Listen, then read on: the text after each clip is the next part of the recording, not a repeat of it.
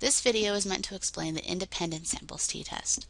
You would use an independent samples t-score or t-test when you're comparing two different samples. So you have two different groups, for example. A common one is males versus females, but it could be the case that you want to compare freshmen to sophomores, or you want to compare Americans to Italians. Any two groups that you're comparing on a certain test or a certain score, you would use the independent samples t-test. In the book, this is called often the two-sample t-test, so just know that they're meaning the same thing. So an example of a question that would require this test, the independent samples t-test, is there a difference in financial security scores between people who are parents and those who are not parents? Here you have two groups. One group of people who have kids and the other group of people who don't have kids. So we'd go through our same steps that we went through last week, and these again will be the same steps that we do every single week. We'd set our null hypothesis and our alternative hypothesis.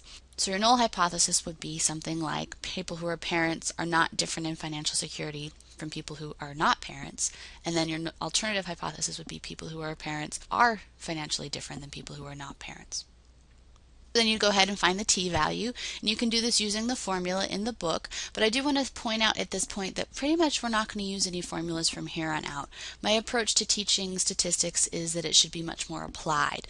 That is, being able to tell when you should pick a specific statistical test given the situation. I'm less concerned about doing the math by hand. In the real world, we don't really do the math by hand ever. We use the statistical output programs such as PSPP. So we're really going to be focusing on looking at the statistical values in PSPP from here on out. Now, if looking at the formulas help you understand what's going on, then feel free to do that. But if they don't help you, don't get too bogged down in them in the book and feel overwhelmed. Really focus on being able to read the PSPP output and then making decisions based on that. One thing that I want to point out about data entry for the independent sample t-test is it's really not that intuitive. So for example, let's pretend that we had a group of men and a group of women, and these are their scores. We only have 4 men and 4 women, and we wanted to know, are they different? We'd use an independent samples t-test because you're comparing two different groups. What a lot of people are tempted to do is enter the data like this: create one variable for men and one variable for women, and then enter their scores in directly. But that's not how you want to do it.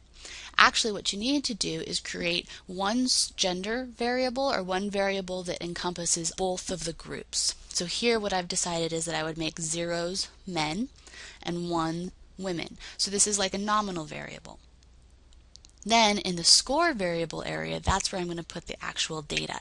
So the data gets stacked on top of one another for the two groups. They don't get put side to side.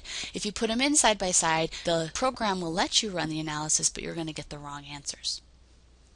So once we've gone ahead and entered the data and run the statistic in PSPP and found our t-value, we make a decision about should we reject the null hypothesis or retain the null hypothesis. And remember, this is based on whether p is less than 0.05 or not. If p is less than 0.05, we reject the null hypothesis and say there's something going on in the data. If p is greater than 0.05, we retain the null hypothesis and conclude that there's nothing going on in the data. And then we would report our results using the same techniques that we learned about last week with the APA formatting, using the sentence structure that I provided, providing a follow-up sentence explaining what the effect is like if you get a statistical significance, etc.